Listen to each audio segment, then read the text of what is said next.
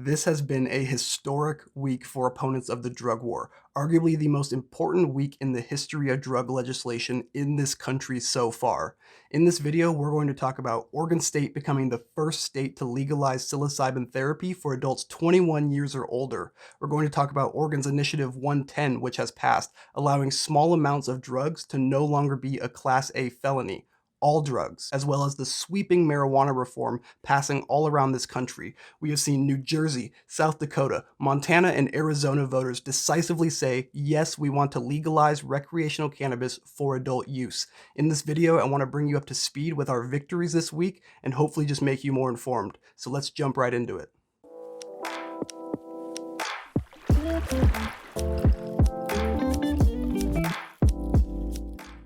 It is official. Oregon State has become the first state in America to legalize psilocybin therapy for adults 21 years or older. After a 2-year period of infrastructure development, you will begin to see clinics open up in the state of Oregon sometime around January 2023, where individuals can go and receive a psilocybin dose from a trained facilitator in a safe, therapeutic context.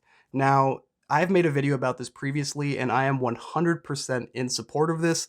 Unequivocally, I think this is a great first step to take to demonstrate to the public the advantages of psilocybin therapy with psychological support. Not only did Oregon pass the nation's first legal psilocybin therapy program with Measure 109, Measure 110 passed as well. Measure 110 is a broad decriminalization of small amounts of all drugs.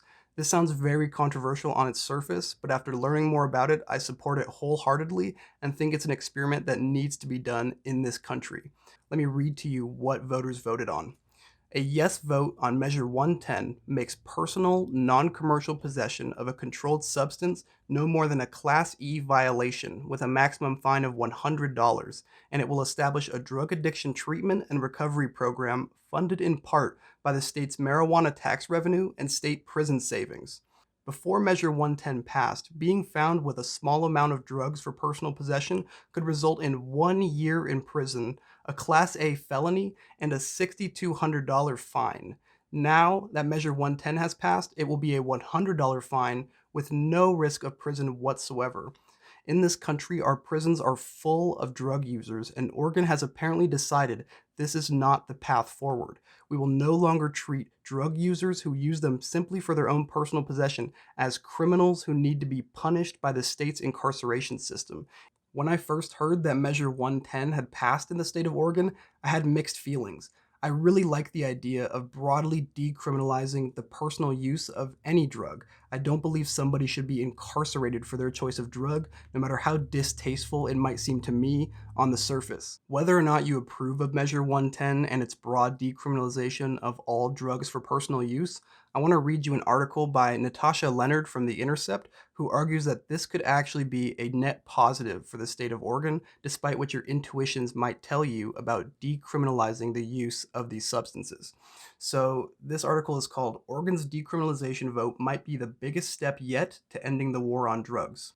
Thanks to voters, Oregon will be the first state in the country to decriminalize the personal possession of all drugs, including heroin and cocaine. Oregonians passed ballot Measure 110, also known as the Drug Decriminalization and Addiction Treatment Initiative, with 59% of the vote.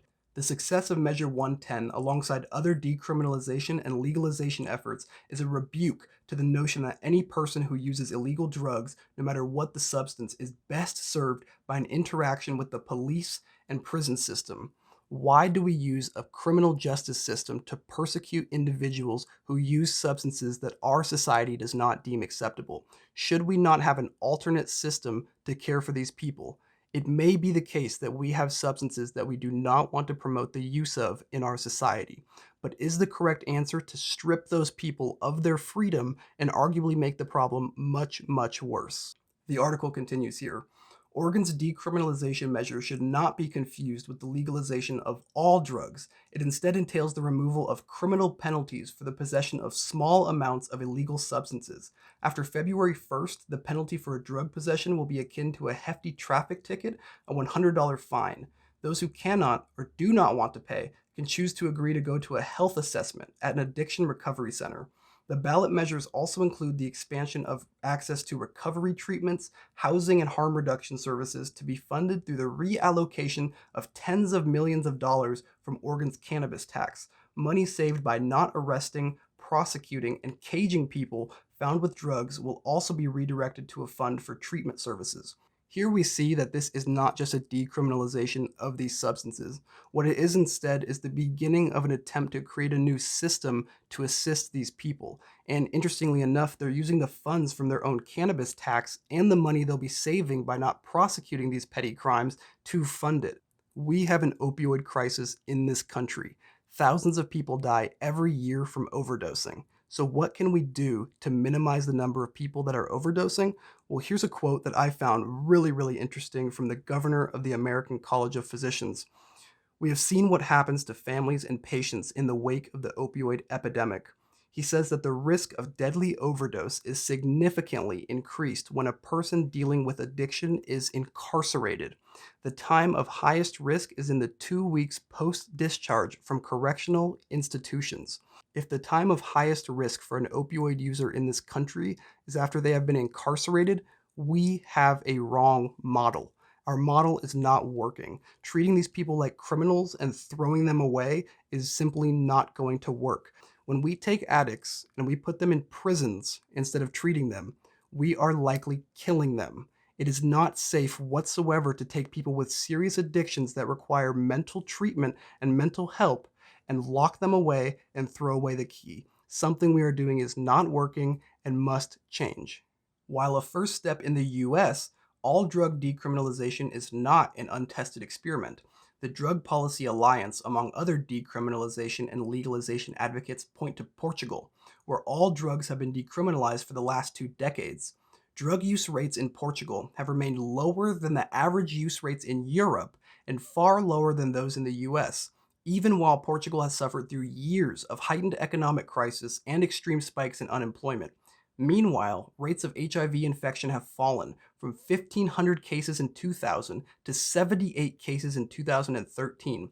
Following decriminalization, arrest rates for drug-related offenses dropped by 60%, while the number of people enrolled in drug programs increased by 60% in turn. The number of annual drug overdose deaths has plummeted. We have here a very important quote. Usually the focus is on the decriminalization itself, but this worked because there were other services and the coverage increased for needle replacement, detox, therapeutic communities, and employment options for people who use drugs. It was the combination of the law and these services that made it a success. It's very difficult to find people in Portugal who disagree with this model. Using the Portugal model as an example of decriminalization followed by health reforms and mental health treatment, I see no reason not to implement this in Oregon. It really doesn't matter what my natural intuitions are about the use of certain substances. What matters is the data, and it's very clear to me that Portugal appears to have benefited from their decriminalization. So, if it is a net positive to society and the users themselves to have a decriminalization structure rather than an incarceratory structure, I'm all for it. I say we do the experiment regardless of what our personal biases might be, or opinions, or beliefs about which drugs people should take. We should ignore all of those and look to a nation that has decriminalized for 2 decades now and seen these positive benefits. We must remember to combine decriminalization with mental health treatment, and I believe we have a good chance of replicating the positive results that we've seen in Portugal. America, since the beginning of the drug war, has built itself around incarcerating disproportionately people of color for the use of drugs, and this needs to stop now. We need to see the shrinking of the prison population by switching from an incarceratory model of people who use drugs to a treatment model. And someday, perhaps when our culture is mature enough and people do not have as many problems with addiction, or at least the rates are lower, we can begin to talk about these things as just fundamental issues of conscious sovereignty. But while addiction remains an epidemic in this country, I have no problem treating it as a health issue. No problem treating it as something that needs to be addressed by mental health professionals and therapists and counselors and community rather than prison guards and wardens and the state prison industrial complex. So I'm happy to see this fall, and I hope it falls hard. And I wish the best to Oregon in this venture. Our victories do not end there, my friends. Voters in Washington, D.C. moved by a wide margin to decriminalize the growing, possession, and non-commercial distribution of hallucinogenic mushrooms on Tuesday. More than 76% of voters supported Initiative 81, with just over 40% of precincts reporting, according to the district's Board of Elections. The ballot measure would direct D.C. Metropolitan Police to shift the non-commercial planting, cultivating, purchasing, transporting, distributing, possessing, and or engaging in practices with entheogenic plants and fungi to among its lowest law enforcement priorities. Another victory right in the face of the drug war. The district attorneys general and the U.S. attorney for the district are also called upon as part of the measure to seize prosecution of these listed activities. Boom. Now, on the note of squashing the prison industrial complex beneath our boot this week, let's share some of the victories we've had in the marijuana space. It's worth mentioning that 40% of all drug arrests in this country are due to marijuana. And so every time you see a state pass a new medical bill or a new legalization bill for marijuana, that's a win for freedom. That's a win for people who don't have to walk around in their state in fear of being arrested for their preference of a substance that is safer than alcohol. That's a very big deal. And so let's share the 5 states that have made very big gains this week. Arizona has passed an initiative to legalize recreational marijuana. Mississippi has passed an initiative to allow medical cannabis to be legal. Montana has legalized marijuana. New Jersey has legalized marijuana. South Dakota has legalized both medical and recreational marijuana. This is what we need to see in this country. After these laws are enacted, 1/3 of the United States will have legalized cannabis laws. The tides are turning, my friend, and it is beautiful to see. Cannabis legalization is not a partisan issue. I know people who are bright red and people who are bright blue, and often what they can both agree on is that the government has no role in your life to determine whether or not you can consume cannabis, especially considering how mild and non-harmful it is. There is no reason any individual should be able to tell you whether or not you can consume cannabis. And now that state legislatures are beginning to see the tax revenue that is rolled in for states that have legalized, we're talking hundreds of millions of dollars a year, you're going to see the dominoes continue and continue to fall. And I'm glad it is, because as I just said, 40% of all drug arrests in this country in 2018 were for marijuana-related offenses. This has to stop. This has to stop. Squash the prison industrial complex and the way that it has fed like a vampire on drug users in this country.